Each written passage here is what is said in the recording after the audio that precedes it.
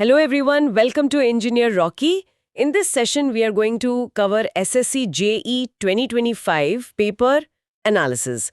You can download the PDF of this session for free from our Engineer Rocky Telegram channel. So, without wasting any time, let's start the topic. चलिए शुरू करते हैं। एकदम सही बात है। मैं सवाल पढ़ती हूँ। हाँ, पढ़िए। For a given soil, if the void ratio increases, what happens to the porosity? Option A, it increases. Okay. Option B, it decreases. Right. Option C, it remains the same. Option D, it becomes zero. तो ये चार options हैं। अब आप खुद try कीजिए, थोड़ा सोचिए इसका सही आंसर क्या होगा। चलिए, अब इसका सही आंसर देखते हैं। इसका सही जवाब है ऑप्शन ए, इट इंक्रीजेस। मतलब बढ़ेगी। हाँ, अब इसके पीछे का जो गणित और लॉजिक है ना, उसे ध्यान से समझिए। वॉइड रेशियो, जिसे हम ई से दर्शाते हैं, वो ठोस पदार्थों यानी सॉलिड्स के आयतन के मुकाबले रिक्तियों यानी वॉइड्स का आयतन होता है। राइट। वहीं पोरोसिटी, जिसे एन कहते हैं, वो टोटल आयतन के मुकाबले वॉइड्स का आयतन है। इन दोनों के बीच सीधा फॉर्मूला है n = E अपॉन 1 + E। तो जब E का मान बढ़ता है, हाँ। तो गणित के हिसाब से n का मान भी बढ़ता है। अच्छा, इसे अगर विजुलाइज करना हो तो?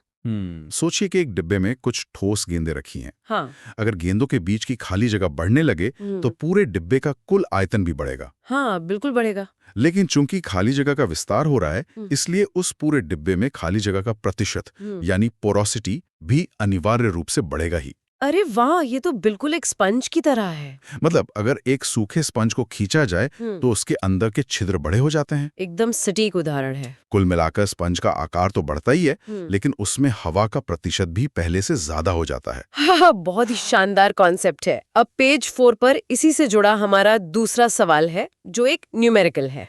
देखते हैं। A soil sample has a void ratio of 0.6. What is its porosity? Okay. Option A, 1.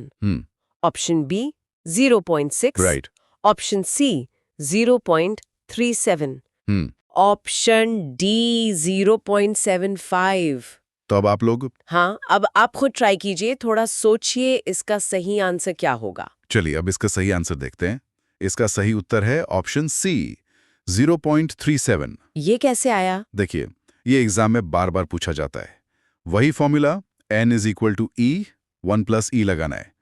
E की वैल्यू 0.6 है, तो ये 0.6 बटा 1 + 0.6 हो जाएगा। यानी 0.6 को 1.6 से भाग देना है। बिल्कुल, और यहीं पर स्टूडेंट्स अक्सर गलती करते हैं। 0.6 1.6 को आसानी से 616 लिखा जा सकता है। दशमलव हटा दिया। हाँ, और इससे और छोटा करें तो ये 3.8 हो जाता है। अब एक इंजीनियर होने के नाते आपको पता होना चाहिए कि 18 का मतलब 12.5% होता है। तो 38 सीधा 37.5% हो गया। एकदम सही। दशमलव में ये 0.375 बनता है, जिसे राउंड ऑफ करके 0.37 लिख दिया जाता है। इस तरह के सवाल सिर्फ फॉर्मूला चेक करने के लिए नहीं, बल्कि आपकी त्वरित गणना यानी क्विक कैलकुलेशन चेक करने के लिए पूछे जाते हैं। ये 38 वाली ट्रिक बहुत ही कारगर है। समय बचाने के लिए ऐसे शॉर्टकट्स का दिमाग में होना बहुत जरूरी है। बिल्कुल। अब पेज 6 पर चलते हैं, जो हमारा सेगमेंट 2 है, सॉइल क्लासिफिकेशन और कंपैक्शन। मिट्टी की प्रॉपर्टीज जानने के बाद उसे क्लासिफाई करना और मजबूत बनाना अगला लॉजिकल कदम है। तो सवाल नंबर 3 IS क्लासिफिकेशन पर है। मैं पढ़ती हूँ जी। In a soil specimen 80% of particles pass through a 4.75 mm sieve and 30% of particles pass through a 75 micron sieve. The uniformity coefficient is 12 and the coefficient of curvature is 2.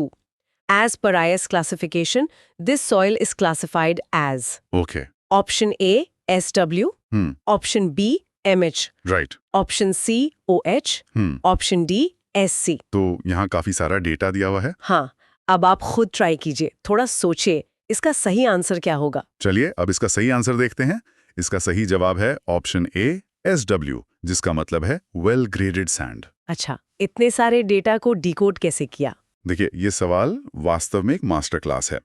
Diagram में एक and logic gate दिया है, जिसे समझना जरूरी है। किसी भी रेत को वेल ग्रेडेड तब कहा जाता है जब उसमें हर आकार के कण मौजूद हों, बड़े, मध्यम और छोटे। ऐसा क्यों? क्योंकि बड़े कणों के बीच जो खाली जगह बचती है, उसे मध्यम कण भरते हैं और मध्यम कणों की बीच की जगह को छोटे कण भरते हैं। इससे मिट्टी बेहद मजबूत बनती है। ओके, तो शर्तें क्या हैं? 2 शर्तें एक साथ पूरी होनी चाहिए। पहली, यूनिफॉर्मिटी कोफिशिएंट यानी CU 6 से ज्यादा होना चाहिए। हमारे पास सवाल में ये 12 है, तो पहली शर्त पास। राइट। दूसरी शर्त, कोफिशिएंट ऑफ कर्वेचर यानी CC 1 और 3 के बीच होना चाहिए। हमारे पास ये 2 है, तो दूसरी शर्त भी पास। मतलब दोनों शर्तें संतुष्ट हो रही हैं। बिल्कुल, चूंकि दोनों शर्तें एक साथ मिल रही हैं, इसलिए है SW है। एंड गेट का यही मतलब है। ये बात बहुत गहराई से समझने वाली है कि सिर्फ एक शर्त पूरी होने से काम नहीं चलता। अगर CO 12 होता लेकिन CC 4 हो जाता तो ये वेल ग्रेडेड नहीं कहला पाता। एकदम सही पकड़ा आपने। अब पेज 8 पर अगला सवाल है जो कॉम्पैक्शन के प्रत्यक्ष परिणाम के बारे में है और इसमें एक बहुत ही ट्रिकी शब्द नॉट छुपा हुआ है। हाँ, ये नॉट वाले सवाल बहुत पास आते हैं। Which of the following is not a direct consequence of soil compaction? Option A, increase in soil strength. Okay, Option B, decrease in air voids in the soil. Right. Option C, increase in water retention. Option D, decrease in soil's ability to compact further. तो क्या नहीं होता है, ये सोचना है। अब आप खुद ट्राई कीजिए, थोड़ा सोचिए इसका सही आंसर क्या होगा। चलिए अब इसका सही आंसर देखते हैं। इसका सही उत्तर है option C, increase in water retention. मतलब पानी रोकने की क्षमता बढ़ती नहीं है। बिल्कुल नहीं। इस पॉइंट को इग्नोर मत करना। जब भारी रोलर मिट्टी पर चलता है तो वो मिट्टी के कणों को एक दूसरे के बेहद करीब धकेल देता है। तो जो हवा उन कणों के बीच फंसी थी वो बाहर निकल जाती है। अब जब कण इतने पास पास आ गए हैं और खाली जगह लगभग खत्म हो गई है, तो पानी को रुकने के लिए जगह कहाँ मिलेगी? पानी तो नहीं खाली जगहों में रहता है ना। हाँ, इसलिए कॉम्पैक्शन के बाद मिट्टी की पानी को धारण करने की क्षमता यानी वाटर रिटेंशन घट जाती है, बढ़ती नहीं है। इसे फिर से स्पंज के उदाहरण से बहुत अच्छे से जोड़ा जा सकता है। कैसे? मतलब अगर एक स्पंज को पूरी ताकत से मुट्ठी में भींच लिया जाए तो उसके अंदर पानी सोखने की कोई क्षमता नहीं बचेगी। कंपैक्शन भी मिट्टी को ऐसे ही भींच देता है। अरे वाह, बहुत ही बढ़िया एनालॉजी है ये। बिल्कुल ऐसा ही होता है। अब पेज 10 पर आते हैं। सेगमेंट 3, मॉइस्चर कंटेंट और वॉल्यूम वेट रिलेशनशिप्स। कंपैक्शन समझने के बाद नमी और आयतन का गणित समझना फील्ड टेस्टिंग के लिए बहुत जरूरी है। सही बात है। तो सवाल नंबर 5 पढ़ती हूँ। जी। A wet soil sample weighs 210 grams and after oven drying weighs 180 grams. Find its moisture content percent. Okay. Option A, 14.3%. Option B, 16.7%. Right. Option C, 18.2%. Option D, 20%. तो कैलकुलेट करना है। अब आप खुद ट्राई कीजिए, थोड़ा सोचिए इसका सही आंसर क्या होगा। चलिए अब इसका सही आंसर देखते हैं। इसका सही जवाब है ऑप्शन बी, 16.7%। यहाँ पानी का वजन 30 ग्राम है ना? हाँ, गीली मिट्टी 210 ग्राम है और सूखी 180 ग्राम, तो पानी हुआ 30 ग्राम। अब गलती यहाँ होती है कि लोग 30 को 210 से भाग दे देते हैं। अच्छा। लेकिन मॉइस्चर कंटेंट निकालते समय पानी के वजन को हमेशा सूखी मिट्टी के वजन यानी यहाँ 180 ग्राम से ही भाग दिया जाता है। ऐसा क्यों?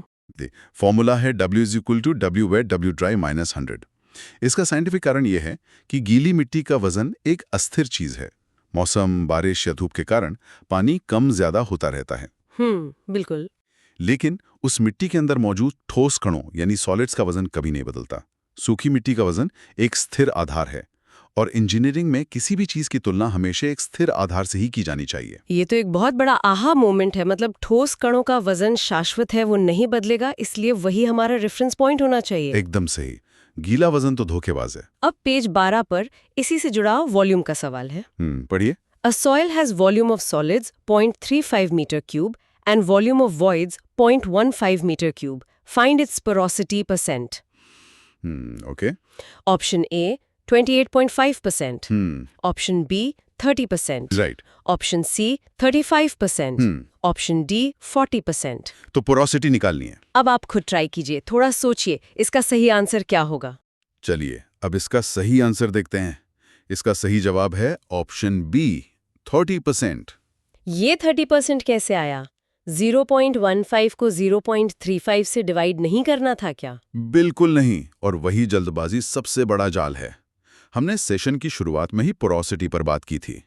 पोरोसिटी हमेशा कुल आयतन यानी टोटल वॉल्यूम पर कैलकुलेट होती है। Oh right. सवाल में कुल आयतन दिया ही नहीं है, तो ब्लॉक डायग्राम के हिसाब से ठोसों का आयतन 0.35 और वॉइड्स का आयतन 0.15 जोड़ेंगे तो कुल आयतन 0.50 क्यूबिक मीटर मिलेगा। अब पोरोसिटी के लिए वॉइड्स के आयतन 0.15 को कुल आयतन 0.50 से भाग देकर 100 से गुणा करना है। 0.15, 0.50 यानी सीधा 30%। अगर कोई 0.15 को 0.35 से भाग दे देता तो वो पोरोसिटी नहीं बल्कि वॉइड रेशियो निकाल रहा होता। सवाल के शब्दों को ध्यान से पढ़ना बहुत जरूरी है। मतलब सारा खेल इस बात का है कि आप किस चीज को आधार मान रहे हैं, टोटल वॉल्यूम या सिर्फ सॉलिड्स का वॉल्यूम। बिल्कुल। चलिए पेज 14 पर चलते हैं। ड्राई यूनिट वेट का सवाल है। Okay. Option A 15.3, option B 16.25, right. Option C 17.23, option D 18.1। तो इसमें थोड़ी कैलकुलेशन लगेगी। अब आप खुद ट्राई कीजिए, थोड़ा सोचिए इसका सही आंसर क्या होगा। चलिए अब इसका सही जवाब देखते हैं। इसका सही उत्तर है ऑप्शन बी 16.25। इसका formula gamma D is equals to GS dot gamma W 1+E होता है ना। एकदम सही। और एग्जाम में इसे जल्दी कैसे करना है वो समझते हैं। 2.65 को 9.81 से गुणा करना है जो लगभग 10 के बराबर है, तो ये 26.5 के आसपास आएगा। उसे 1 + 0.6 यानी 1.6 से भाग देना है। 26.5 को 1.6 से भाग देने पर ये 16 के कुछ आसपास ही बैठेगा। तो ऑप्शन बी 16.25 सबसे सटीक है। हाँ, एग्जैक्ट कैलकुलेशन करेंगे तो 25.9965 1.6 इज इक्वल टू 16.247 आता है, जो राउंड ऑफ होकर 16.25 बन जाता है। ये मानक फॉर्मूले का सीधा एप्लीकेशन है। बहुत बढ़िया। अब पेज 16 पर आते हैं, जो हमारा चौथा और आखिरी सेगमेंट है, फील्ड वर्सेस लैब कंडीशंस और एनवायरमेंटल इम्पैक्ट। ये मेरा फेवरेट पार्ट है, क्योंकि अब तक की चर्चा एक कंट्रोल्ड एनवायरनमेंट यानी लैब के इर्द गिर्द घूम रही थी, लेकिन असली इंजीनियरिंग तो तब शुरू होती है जब एक इंजीनियर अपनी हार्ड हैट पहनकर साइट पर उतरता है ना। बिल्कुल, जहाँ परिस्थितियां हमेशा आदर्श नहीं होती। तो सवाल नंबर 8 पढ़ती हूँ जी। During field compaction, a clayey embankment shows MDD lower than lab Proctor value despite same compactive effort. Which is the most likely reason? Okay. Option A, variation in soil mineralogy. Option B, inadequate moisture control. Right. Option C, higher compactive energy in field. Option D, reduction in air voids. ये एक बहुत ही practical स्थिति है। अब आप खुद try कीजिए, थोड़ा सोचिए इसका सही आंसर क्या होगा। चलिए अब इसका सही आंसर देखते हैं। इसका सही जवाब है option B, inadequate moisture control, मतलब अपर्याप्त नमी नियंत्रण। हाँ, इसे थोड़ा रियल वर्ल्ड सिनेरियो से समझते हैं। प्रॉक्टर कॉम्पैक्शन कर्व को याद कीजिए। लैब में जब हम टेस्ट करते हैं तो सिरिंज या ड्रॉपर से नाप कर पानी मिलाते हैं ताकि एकदम सटीक ऑप्टिमम मॉइस्चर कंटेंट यानी OMC मिल सके। ये वो जादुई नमी का स्तर है जहां पानी एक लुब्रिकेंट का काम करता है और मिट्टी के कण आसानी से एक दूसरे के ऊपर खिसकते हैं। तो अगर साइट पर वो सटीक पानी की मात्रा न हो तो क्या भारी रोलर भी कुछ नहीं कर पाएगा? बिल्कुल नहीं। साइट पर दसियों किलोमीटर लंबा हाईवे बन रहा होता है। सूरज की तेज धूप पानी उड़ा देती है या बारिश मिट्टी को कीचड़ बना देती है। राइट। अगर मिट्टी सूखी है तो पड़ों के बीच बहुत ज्यादा घर्षण होगा और वे पास नहीं आएंगे। अगर पानी बहुत ज्यादा है तो पानी ही कणों की जगह ले लेगा और हवा बाहर नहीं निकल पाएगी। दोनों ही स्थितियों में आप कितनी भी बार रोलर घुमा लें, फील्ड में सटीक OMC बनाए रखना सबसे बड़ी चुनौती है। ये वाकई हैरान करने वाला है। मतलब एक सिविल इंजीनियर को रोलर से ज्यादा इस बात पर ध्यान देना चाहिए कि मिट्टी में पानी का छिड़काव सही हुआ है या नहीं। बिल्कुल, यही तो क्वालिटी कंट्रोल है। तो पेज 18 पर इसी क्वालिटी कंट्रोल का एक सवाल है। देखते हैं। In a standard Proctor test, MDD equals 1.85 GCC, OMC equals 12%. In the field, dry density achieved equals 1.73 GCC. Degree of compaction percent is Okay. Option A 91.3%, Option B 93.5%, Right. Option C 95%, Option D 96.5%। तो यहाँ प्रतिशत निकालना है। अब आप खुद try कीजिए, थोड़ा सोचिए इसका सही आंसर क्या होगा। चलिए अब इसका सही आंसर देखते हैं। इसका सही उत्तर है ऑप्शन बी, 93.5%। ये तो सीधा प्रतिशत निकालने का सवाल लग रहा है। हाँ, इसे तकनीकी भाषा में डिग्री ऑफ कंपैक्शन कहते हैं। फील्ड में हासिल किए गए घनत्व यानी 1.73 को लैब के आदर्श घनत्व यानी 1.85 से भाग देकर 100 से गुणा करना होता है। तो 1.73 1.85 गुणा 100। बिल्कुल, जो 93.51% आता है। बड़े प्रोजेक्ट्स में यही मेट्रिक तय करता है कि ठेकेदार का काम पास होगा या नहीं। आमतौर पर 95% से 98% का टारगेट होता है। अगर ये 93.5% है तो इंजीनियर क्या करेगा? वो ठेकेदार से कहेगा कि काम ठीक नहीं हुआ है और रोलर चलाओ या फिर नमी ठीक करो। बहुत ही व्यवहारिक जानकारी। अब पेज 20 पर चलते हैं। सिविल इंजीनियरिंग की इस ठोस दुनिया से निकलकर अब एनवायरमेंटल इंजीनियरिंग की ओर बढ़ते हैं। जी। पानी को पीने लायक बनाने की बात करते हैं। ये हमारा आखिरी सवाल है। What is the primary environmental issue linked to the use of chlorine for water disinfection? Okay. Option A, creation of chloramines. हाँ, Option B, formation of trihalomethanes. Right. Option C, oxygen depletion. Option D, acidification of water. तो chlorine का नुकसान क्या है, ये पूछा है। अब आप खुद ट्राई कीजिए, थोड़ा सोचिए इसका सही आंसर क्या होगा। चलिए अब इसका सही जवाब देखते हैं। इसका सही जवाब है option B, formation of trihalomethanes. Chlorine तो हम हमेशा से पानी साफ करने के लिए इस्तेमाल करते आए हैं ना, इसका नुकसान क्या हो सकता है? ये एक बहुत ही गहरी विडंबना है। देखिए, स्लाइड में एक समीकरण दिया है, chlorine plus organic matter THMs। ये सच है कि क्लोरीन मिलाने से बैक्टीरिया मरते हैं, लेकिन जब हम नदी या झील का पानी लेते हैं तो उसमें सड़े गले पत्ते या शैवाल यानी ऑर्गेनिक मैटर मौजूद होते हैं। अच्छा। जब ये क्लोरीन इन प्राकृतिक पदार्थों से मिलता है तो एक रिएक्शन होता है और जो रसायन बनते हैं उन्हें डिसइंफेक्शन बाय प्रोडक्ट्स या DBPs कहते हैं। ट्राइहेलोमीथेन्स यानी THMs इन्हीं में से एक हैं। तो क्या ये THMs इंसानों के लिए खतरनाक होते हैं? बेहद खतरनाक। ये संभावित कार्सिनोजेन्स हैं, मतलब लंबे समय तक इनके संपर्क में रहने से कैंसर होने का खतरा बढ़ सकता है। ये पर्यावरण के लिए भी हानिकारक प्रदूषक हैं। Oh my God. इसीलिए क्लोरीन मिलाने से पहले पानी से सारा ऑर्गेनिक मैटर बाहर निकाल लेना बहुत जरूरी है। ये तो सच में आंखें खोलने वाला तथ्य है। मतलब इंजीनियरिंग सिर्फ एक समस्या को सुलझाने के बारे में नहीं है, बल्कि ये देखने के बारे में भी है कि उस समाधान से कोई नई समस्या तो पैदा नहीं हो रही। सटीक बात। Question, what is the primary pollutant released by vehicles that contributes to photochemical smog? वाहनों द्वारा छोड़ा जाने वाला वो प्राथमिक प्रदूषक क्या है जो प्रकाश रासायनिक धुंध में योगदान देता है?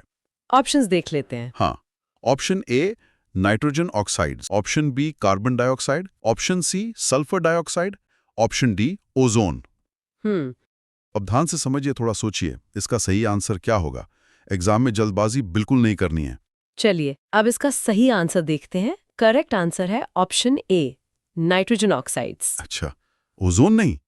देखिए यही सबसे बड़ा कैच है। होता क्या है कि नाइट्रोजन ऑक्साइड्स यानी NOx गाड़ियों के एग्जॉस्ट से निकलते हैं। ये प्राइमरी पोल्यूटेंट है। हाँ, मतलब सीधे सोर्स से निकल रहे हैं। बिल्कुल। फिर जब ये हवा में मौजूद वॉलेटाइल ऑर्गेनिक कंपाउंड्स यानी VOCs के साथ मिलते हैं और वो भी सनलाइट की प्रेजेंस में, तब जाकर रिएक्शन होती है। अच्छा, और तब फोटोकेमिकल स्मॉग बनता है। एग्जैक्टली। तो जो ओजोन है ना, वो इस रिएक्शन के बाद बनती है। राइट। और कई स्टूडेंट्स एग्जाम में तुरंत ओजोन मार्क कर देते हैं। तो ये क्लियर हो गया कि ओजोन एक सेकेंडरी पोल्यूटेंट है, प्राइमरी नहीं। ये एग्जाम में बार बार पूछा जाता है, इस पॉइंट को इग्नोर मत करना। हाँ, ये बहुत कॉमन मिस्टेक है। चलिए अब पेज 3 पर चलते हैं। बिल्कुल। हवा के प्रदूषण को समझने के बाद अब जमीन के नीचे चलते हैं, जहां नेचुरल गैस निकालने की प्रोसेस पर्यावरण के लिए एक बड़ा खतरा बन सकती है। Question, what is the primary environmental risk associated with hydraulic fracturing और fracking for natural gas extraction? Options हैं। Option A ground water contamination, भूजल संदूषण। ऑप्शन बी एयर पोल्यूशन, वायु प्रदूषण। ऑप्शन सी सॉइल इरोजन, मिट्टी का कटाव। ऑप्शन डी नॉइस पोल्यूशन, ध्वनि प्रदूषण। ये टर्म फ्रैकिंग बहुत इंपॉर्टेंट है। हाँ, अब आप खुद ट्राई कीजिए, फ्रैकिंग शब्द से क्या समझ आता है? चलिए अब इसका सही आंसर देखते हैं। करेक्ट आंसर है option A, ground water contamination. तो ये फ्रैकिंग काम कैसे करती है? ग्राउंड वाटर कैसे कंटामिनेट हो रहा है? मतलब फ्रैकिंग में हम करते क्या है कि चट्टानों को तोड़ने के लिए बहुत हाई प्रेशर पर पानी, रेत और कुछ केमिकल्स को जमीन के अंदर गहराई में इंजेक्ट करते हैं। बाप रे, हाई प्रेशर पर? हाँ, बहुत हाई प्रेशर पर। तो सबसे बड़ा रिस्क ये है कि ये केमिकल्स और जो मीथेन गैस है वो वहां से लीक होकर हमारे पीने वाले भूजल यानी एक्वाफर्स में मिल सकते हैं। यानी सीधा हमारे ड्रिंकिंग वाटर सप्लाई को खतरा है? बिल्कुल। चलिए पेज 5 की तरफ बढ़ते हैं। तो अब बात ग्राउंड वाटर की हुई है, तो उसे साफ करने का तरीका भी एसएससी जेईई में बहुत पूछा जाता है। Question: alum as a coagulant is found to be most effective when the pH range of water is? Option सुनते हैं। Option A 4.5 to 5.5, Option B 6.5 to 8.5, Option C 9.0 to 10.0, Option D 8 to 9। फिटकरी का इस्तेमाल। थोड़ा सोचिए, इसका सही answer क्या होगा? एलम यानी फिटकरी का यूज तो सबने देखा ही होगा। चलिए अब इसका सही आंसर देखते हैं। करेक्ट आंसर है ऑप्शन बी, 6.5 to 8.5। तो ये स्पेसिफिक पीएच रेंज ही क्यों? देखिए एलम, जिसे हम एल्यूमिनियम सल्फेट भी कहते हैं, वो पानी में सस्पेंडेड पार्टिकल्स को बांधने का काम करता है। इसे कोएगुलेशन कहते हैं। हाँ, गंदगी के पार्टिकल्स को एक साथ लाना। राइट। और ये 6.5 से 8.5 पीएच के बीच, जो कि स्लाइटली एसिडिक से स्लाइटली अल्कलाइन रेंज है, उसमें सबसे बेहतरीन तरीके से काम करता है। मतलब इसी रेंज में वो अच्छे से रिएक्ट करेगा? हाँ, इसी रेंज में वो इनसॉल्युबल एल्यूमिनियम हाइड्रोक्साइड के फ्लॉक्स यानी गुच्छे बनाता है। ये गुच्छे अशुद्धियों को फंसा लेते हैं ताकि उन्हें आसानी से फिल्टर किया जा सके। समझ गया, एक बहुत ही नैरो विंडो है इसके काम करने की। चलिए पेज 7 पर आते हैं। वाटर ट्रीटमेंट के बाद पानी में पोल्यूशन के इंडिकेटर्स को पहचानना एक सिविल या एनवायरमेंटल इंजीनियर का कोर काम है। बिल्कुल, ये बहुत जरूरी स्किल है। Question: the presence of which of the following compounds in water is an indicator of pollution from industrial effluents? Options क्या है? Option A ammonia, option B chlorides, option C sodium, option D potassium. अब आप खुद try कीजिए कौन सा compound खतरे की घंटी है। चलिए अब इसका सही आंसर देखते हैं। करेक्ट आंसर है ऑप्शन ए, अमोनिया। अमोनिया? लेकिन अमोनिया तो नेचर में भी थोड़ा बहुत पाया जाता है ना? हाँ, बिल्कुल पाया जाता है, लेकिन अगर वाटर बॉडीज में इसकी मात्रा बहुत ज्यादा है तो ये सीवियर पोल्यूशन का बायो इंडिकेटर बन जाता है। मतलब ये नॉर्मल नहीं है फिर? एकदम। ये सीधा इंडस्ट्रियल एफ्लुएंस, कृषि अपवाह यानी एग्रीकल्चरल रन ऑफ या अनट्रीटेड सीवेज से आता है। जो बिना साफ किया हुआ कचरा होता है। सही कहा। और सबसे बड़ी बात, ये एक्वाटिक लाइफ यानी मछलियों वगैरह के लिए बहुत टॉक्सिक होता है। राइट, इकोसिस्टम बर्बाद कर सकता है। चलिए आगे बढ़ते हैं पेज 9 पर।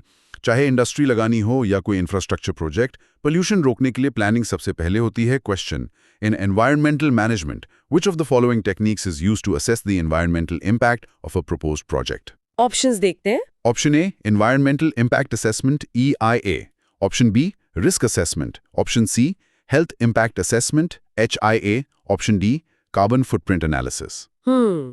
थोड़ा सोचें। चलिए अब इसका सही आंसर देखते हैं। करेक्ट आंसर है option A, environmental impact assessment यानी EIA। ये EIA असल में होता क्या है? देखिए, EIA एक फॉर्मल और सिस्टमैटिक रेगुलेटरी प्रोसेस है।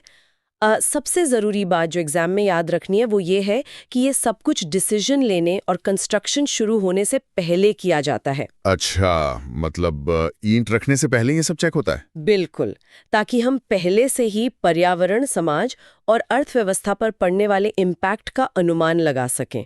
Prevention is better than cure, है ना? एग्जैक्टली। चलिए अब पेज 11 पर आते हैं। प्रोजेक्ट्स की बात हो गई, अब एक एक्चुअल केमिकल प्लांट के वेस्ट का कैलकुलेशन करते हैं। ये एग्जाम में पूछा जाने वाला क्लासिक न्यूमेरिकल है, इसे ध्यान से समझना। हाँ, न्यूमेरिकल्स में स्टूडेंट्स अक्सर गलती करते हैं। Question: A chemical plant discharges 150,000 meter cube per hour of wastewater containing 200 milligrams per ml of sulfur compounds. What is the mass of sulfur compounds discharged per hour? Options है। Option A 30,000 kg, option B 40,000 kg, option C 50,000 kg, option D 60,000 kg। यहाँ पर video को pause करें और अपनी copy pen पर खुद try कीजिए। यूनिट कन्वर्शन में गलती मत करना।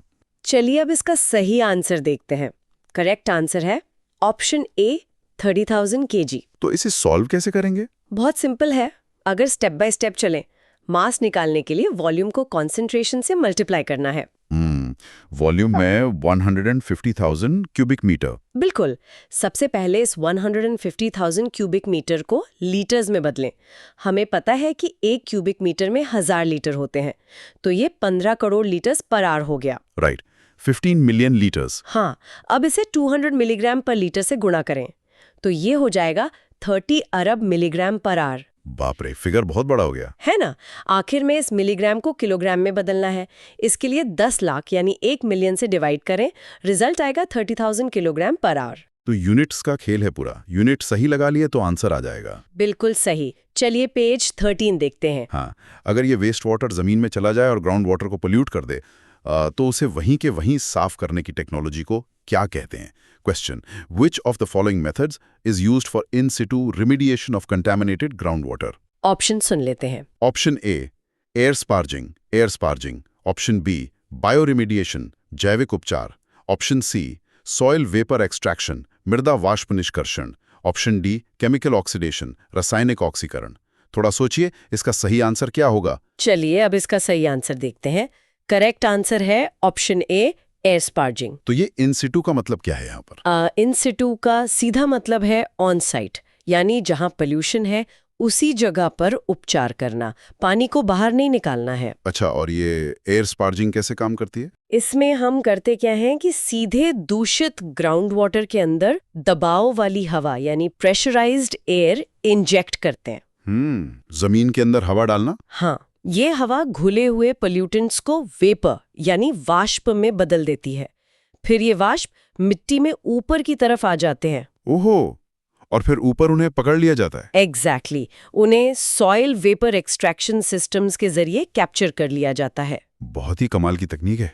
चलिए पेज 15 की तरफ बढ़ते हैं।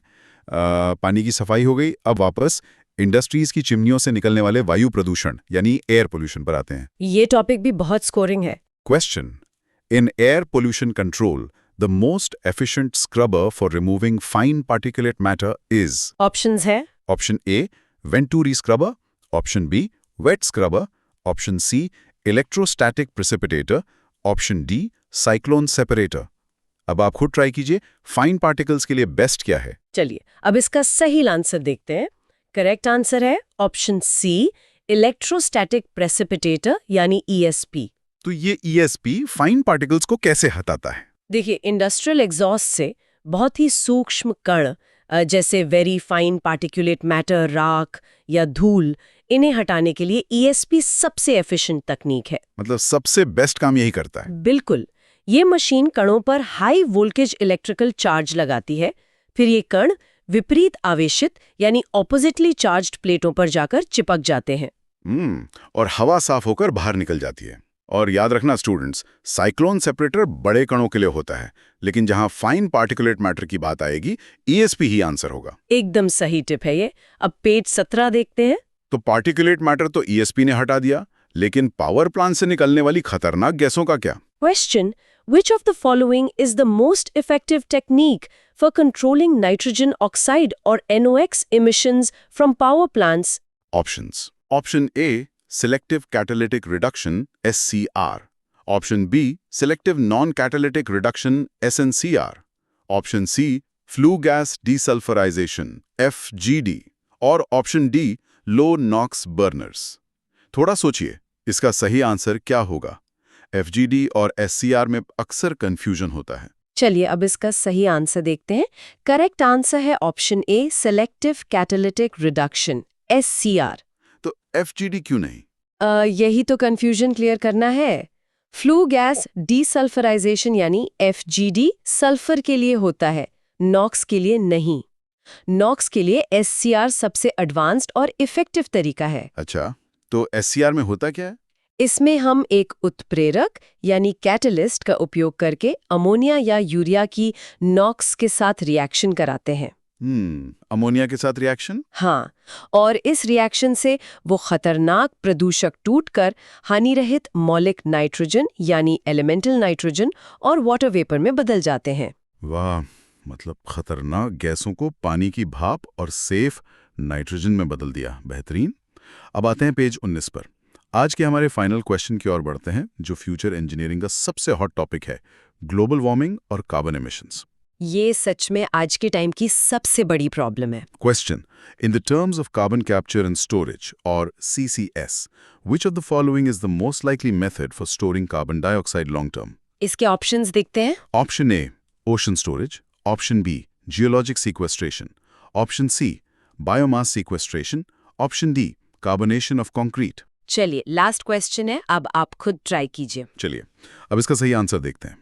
करेक्ट आंसर है option B, geologic sequestration. Geologic sequestration. ये लंबे समय तक कार्बन को कैसे स्टोर करता है? देखिए, लॉन्ग टर्म तक कार्बन को स्टोर करने के लिए भूगर्भिक पृथक्करण यानी जियोलॉजिक सीक्वेस्ट्रेशन सबसे वायबल और सुरक्षित तरीका माना जाता है।